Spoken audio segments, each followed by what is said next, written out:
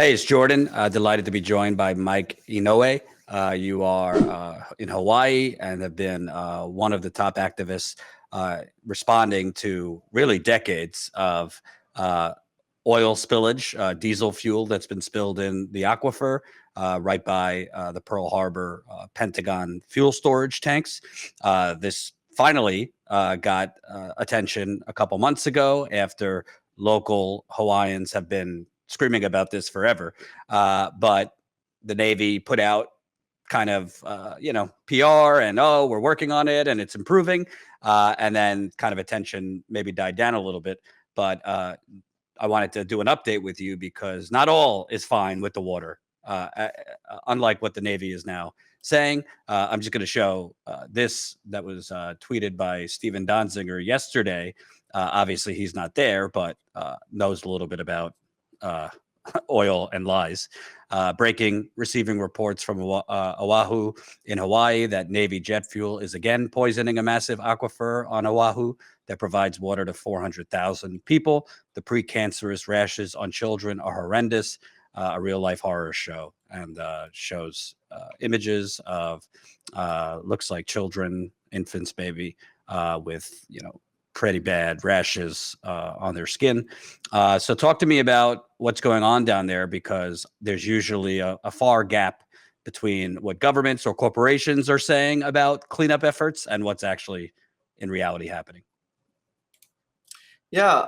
Hi. Thanks again for having me, Jordan. So yeah, there's been a lot going on recently, which is something that the U.S. Navy and the State Department of Health would probably not want most people to know. In late March, they actually cleared the last remaining communities that were contaminated by the Red Hill fuel tank leaks late last year as safe for people to move back into their homes and to drink and shower in the water. And people knew that this was not the case, in the same way that people who live in Flint know that the water is still not safe to drink, despite the state's contestations to the contrary. And so there were some. Sorry. Go ahead. Yeah. So this isn't live, right? We can cut in between. Yeah. Okay. Mm-hmm. Yeah. Cool.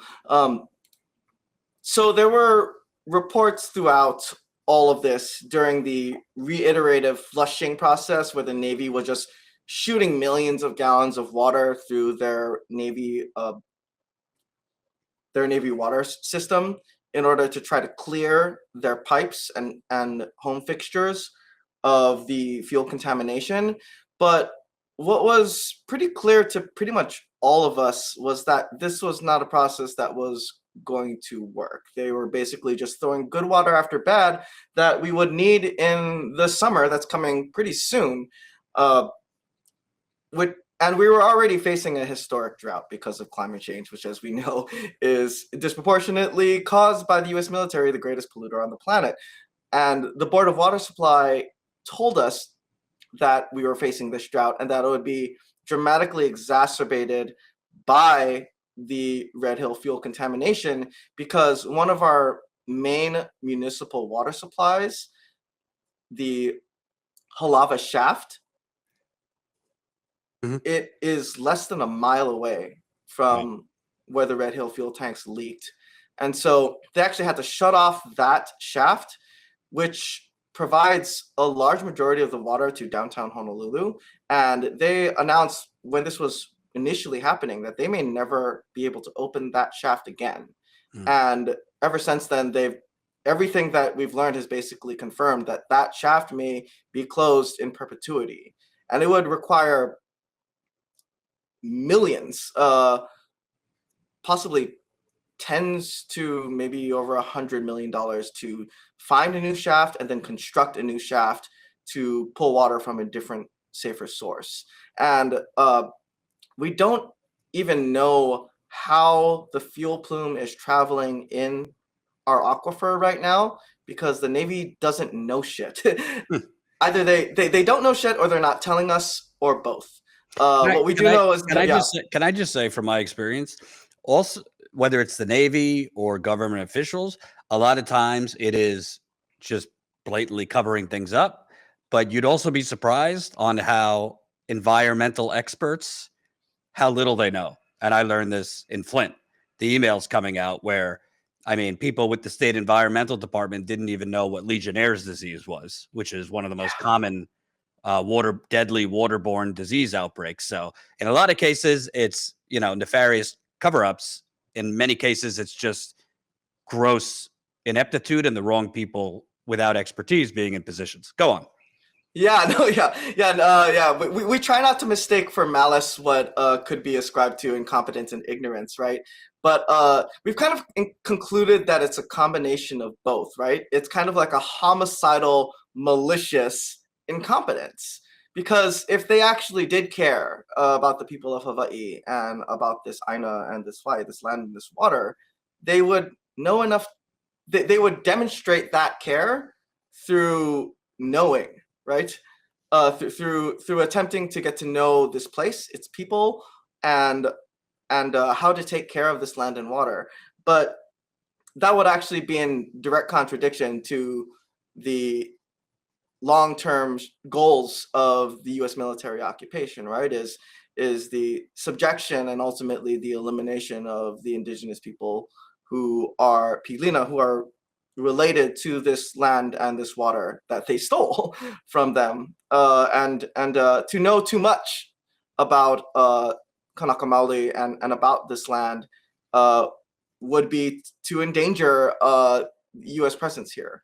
In fact, many of the military families who have been directly affected by this, who we have been organizing and organizing alongside, and who have been organizing their own communities, the more that they get to know about this place and its protectors, particularly its indigenous protectors, the more they get to understand just the degree to which they were part of a system of elimination of and displacement of this land and its peoples. And what's been really beautiful about what's been going on here, one of the many silver linings to this historic catastrophe, are the bridges of solidarity that have been built and are continuing to be built, and bridges of understanding between families in affected housing, many of them military families, and to Kanaka Maoli and to local organizers here who have been working on this issue for years,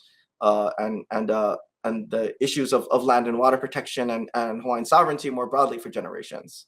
Let me ask you, obviously these images I showed are two children, but has the Navy responded to any reports of rashes developing or residual diesel fuel plume or anything like that? Because it's kind of, I mean, if you speak with water experts, it's kind of not believable that you could get rid of decades of spilling in basically 6 months.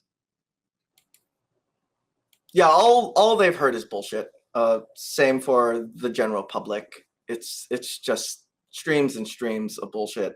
And what's really frustrating is the Department of Health to some degree has been complicit in that. In fact, one of their lead toxicologists actually sent out an email to doctors in various hospitals instructing them not to test for symptoms of JP5, jet fuel contamination, and signs of ingestion, symptoms produced by ingestion of fuel. That was a recent email that was sent out. And the Navy in particular, but the US military more broadly, has been making a concerted effort to sweep all of this under the rug. We, as the Oahu Water Protectors and other organizers who have been working around this issue to shut down Red Hill, but also in various DMIL organizing efforts to deoccupy and demilitarize the sovereign nation of Hawaii, mm-hmm. We definitely, we celebrated, when we got the news from the Department of Defense and Lloyd Austin that they were going to announce the permanent that they were going to permanently shut down Red Hill, and that the Navy would have to follow that order because it's coming straight from the Pentagon, right? But we were under no illusions that this was over. And we also knew from our experience as organizers and from history that you can hand out little victories in an attempt to de-radicalize the populace and to placate, in unrestful people, and to trick people into thinking that the struggle is over when really it's just beginning. And I think that announcement, to some degree, was highly effective in convincing the general public who knew about this issue that it was not only being taken care of, but to a certain extent was completely resolved. In fact, in our recent canvassing efforts, I would say about at least 30 to 40% of the people who knew about the issue and who cared about it thought that it was over, thought that they were actively engaged in shutting down Red Hill and actively defueling it. Many people think that Red Hill is already defueled, even though there are still millions of gallons of fuel left in the tanks that sit 100 feet above our sole source aquifer that provides water to nearly 500,000 people on this island. And I think a lot of our organizing efforts in this new stage in the struggle is in political education, to make sure that the masses here and abroad know that this is really just beginning. This is going to be a part of a pretty protracted struggle, because despite the fact that we were able to extract a major world historic L from the US military, we know that they're not going to go quietly into that good night, right? They are going to fight tooth and nail, because that paper tiger still has claws, right? And until we manage to actually poke all the way through it, they are going to put up a fight. And we are going to have to organize to such a degree that they have no choice but to shut it down, to defuel, and to shut it down permanently, not on their timetable, but on our timetable. We are resolving to not function on military time, but on Hawaii time, right? Because as the attorney who ruled on the emergency order said, this is a ticking time bomb that presents an imminent threat to environmental life and to human life and to the economic future and just generally the future of all life on Oahu. And we can't afford to wait a year, potentially a year and a half, which is what the Secretary of Defense's announcement has allotted. Every single second that the US Navy delays and obfuscates and hides the ball are years that they're stealing potentially from the future. Because another recent announcement was that the porous lava rock that sits between the leaking Red Hill fuel tanks and our aquifer has basically reached the saturation point. It's not too unlike a sponge that has been absorbing as much of this toxic fuel as it can over the years. But at a certain point, when you pour enough water or any liquid on a sponge, it can't absorb anymore. So there's, I think, about 5,000 gallons that just ambiently leak out of these old-ass single-walled World War II era fuel tanks every single year. So even barring a catastrophic leak, another catastrophic leak that is dramatically increasing in likelihood every year that those tanks stay there fueled, the natural leaking from these tanks, like 5,000 gallons, that's enough to contaminate the water of hundreds of thousands of people, right? And we're seeing that right now, potentially. One of the most unsettling things that's happened just in the past couple weeks is in the contamination support pages and message boards on Facebook that a lot of these military housing families document their symptoms on, including civilian families who live on houses that are supplied by Navy water lines, have the reports of new cases, new symptoms, new fuel sheen on tap water and toilet water and shower water is skyrocketing. It's about as intense as it was when those symptoms and that evidence was first coming to the surface in late November of last year. And because more of these families are now completely cognizant of this, I think that's also a reason for the reporting. But it is way too many people reporting these same familiar symptoms and the same evidence of fuel sheen on the surface of their tap water to ascribe to just a coincidence. Something is, yeah. That was going to be my next question, because I mean, if people don't realize, this is since World War II, they've had these fuel tanks, and it's about 200 million gallons of fuel that have been in basically rusted tanks that have holes in them right above the aquifer. So the fact is, and I've seen this, in Flint and other places, Indiana, North Carolina, once the contamination is exposed, meaning people learn about it, then all of a sudden the community starts putting the dots, connecting the dots of, oh, I always wondered why my block everybody has issues with their lungs, or asthma, or in the case of Flint, everybody's getting cancers at relatively young ages. Have you seen, since this has come out in the news, have you seen more people kind of realizing or revealing health issues that they now attribute possibly to drinking that contaminated water for so long? Unfortunately, yeah. God, it's really upsetting, honestly. You're right. Like after the initial crisis where thousands of people fell ill, right? And there's still like 100,000 homes that are without clean water, despite Department of Health and the Navy's claims to the contrary.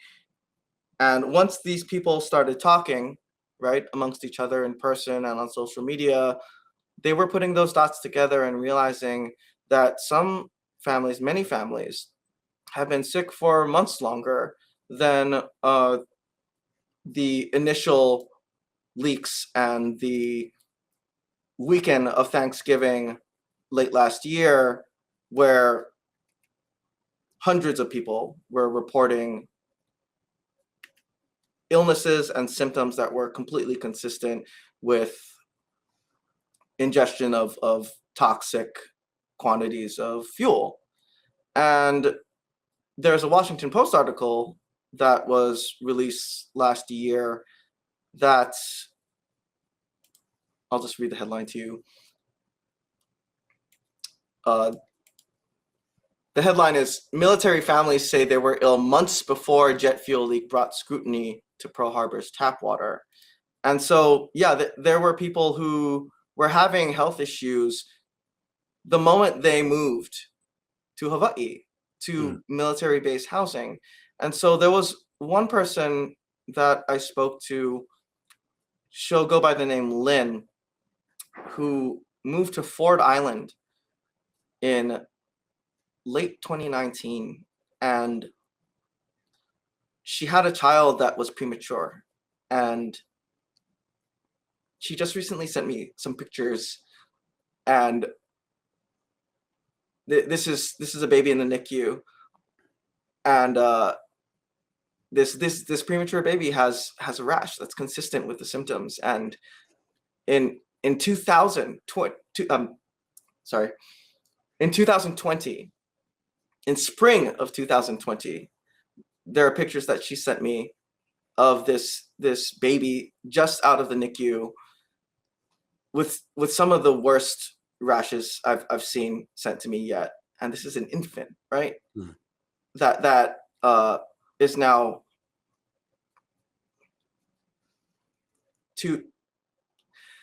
this is an infant that's now about 2 years old, right? And has myriad health problems, just like her other child.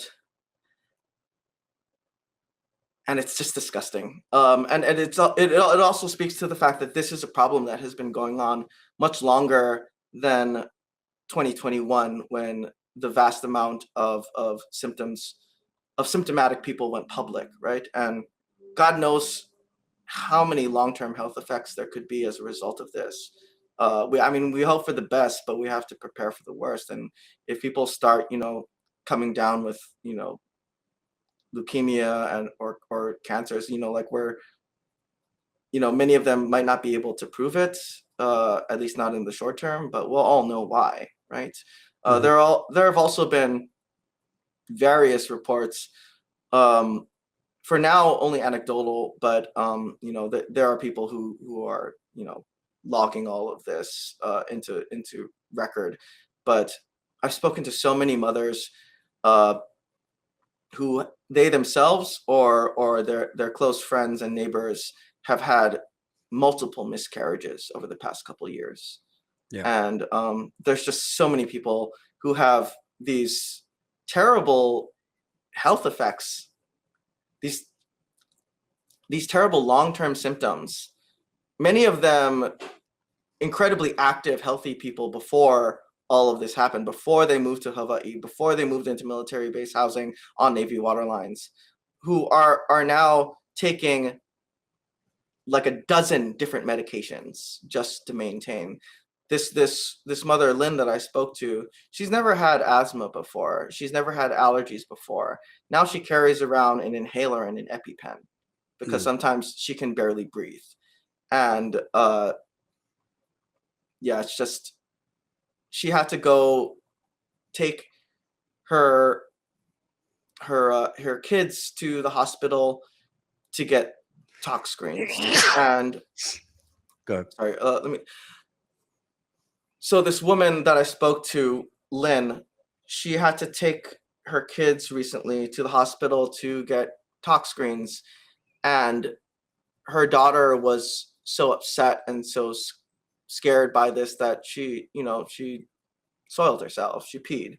It was such a traumatic experience for her. And they've been taking camp showers, just like hundreds, potentially thousands of residents who have been forced to move back into their homes, which is to say that they are bathing in bottled water and baby wipes for months, some of them for over half a year at this point.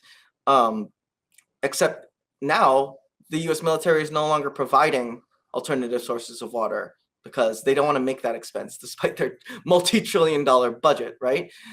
So people are buying their own bottled water now to bathe in and to drink and to perform daily functions that require water, like cooking and brushing one's teeth. And so after this happened with her kid, she's like, well, we can't do a camp shower with you now. We have to give you a bath. And she was crying as she was telling me about this. She said, like, my kids, they love bath time, but this time my kid was screaming and crying, like, please don't make me do this. But she had to have a bath, and there was no other way for her to get clean. So this is the kind of daily stuff that people have to go through now. And it's just unconscionable. And the organizing that we do with Oahu Water Protectors and Shut Down Red Hill Mutual Aid Collective is to make sure that the people, the ruling class interests who have done this in many cases to their own service people, but also the people who are threatening in an existential way all the people who live on Oahu and all the people on the planet generally, that they're brought to justice and they're held to account, and that this comes literally out of their account, that they literally and figuratively pay for this, and to make sure that they never get to do what they have done to these people to anyone else ever again. And also through our mutual aid efforts, we have been providing some of these families with water and some basic needs that the Navy and their landlords are not providing for them, but also creating community space for them to get out of their contaminated homes and just touch grass, enjoy, the more beautiful aspects of Hawaii and its people, but also to give them the tools, the information, the resources, the networks, and the solidarity necessary to organize within their own communities and to advocate for their own interests. So that's another thing that we've been kind of aggressively going into since we last spoke. And, lastly, I've seen one of the most dangerous things in these kind of stories, whether it's Flint or other places I've covered, is when the media starts pushing the narrative that it's cleaned up or that the water's safe again. That's very hard to overcome because once it's kind of like mission accomplished, activists could keep doing what they're doing, but the media has basically declared it over, and therefore the government officials basically don't actually do what they're supposed to do, not only to clean it up, but to make as whole as possible the residents, and in this case, Hawaiians that have been damaged.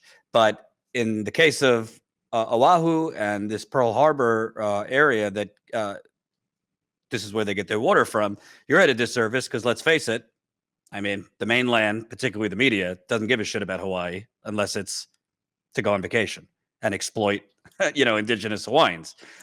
We know that. Absolutely. Yeah. So, yeah. Well, I guess my question is, how do people keep this attention on it and make clear that, no, the water's not safe? Whatever the Navy's saying about what they've accomplished in cleanup, it's not safe. It's still a crisis. How do you do that when those obstacles are against you? Yeah. What is to be done? One might ask. Yeah. So for starters, yeah.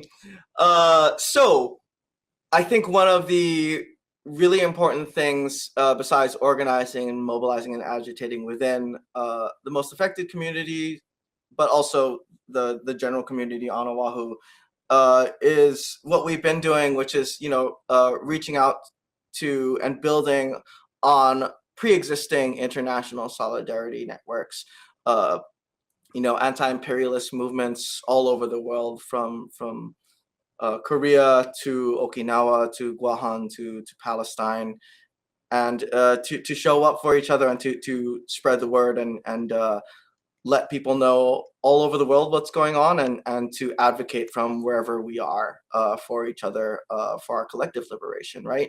But also what we're kind of doing right now, and what you and so many other independent media and content creators have been doing for years, which is building independent media platforms that serve as a counter-hegemonic narrative to the ruling class's media platforms, right? Because we know that the full story and the truth's not gonna get told there except in small little spurts that don't interrupt the manufacturing, the inventing of reality. And this is kind of something that was really, I don't want to say perfected, but like, we came up with a really great, also known as sorry, one second. We developed a pretty effective system on Mauna Kea when Kanaka and Kia'i, protectors of the Mauna, showed up to Hawaii Island, more popularly known as the Big Island, to protect Mauna Kea from desecration and development from the telescope industrial complex, namely the 30-meter telescope that is being proposed to be built on one of the most sacred sites in Hawaiian cosmology. And that was in 2019, even though it was a long, protracted struggle spanning decades of protests and defense of Mauna Kea. It came to a head and came to international public attention more so than ever in 2019, in small part due to the independent media that I was fortunate enough to be a part of, and I learned so much from all of my Kanaka friends and comrades in media who were so well versed on the issue and had been doing it for much longer than I had, who basically developed a rapid response team to counter any of the lies and obfuscation that Governor David Ige or any of the fake state or their billionaire-owned media would put out on any given day. And we formed this media hui, this little mini collective called Naleo Kako'o.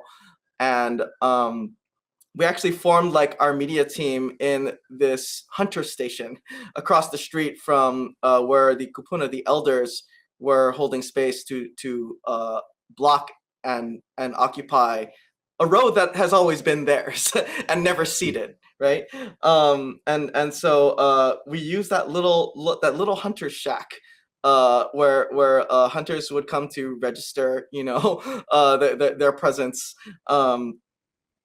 To basically strategize what we would be doing as a media team for that day, for that week, for specific issues, and to interface with the international community to keep people apprised of the truth on the ground.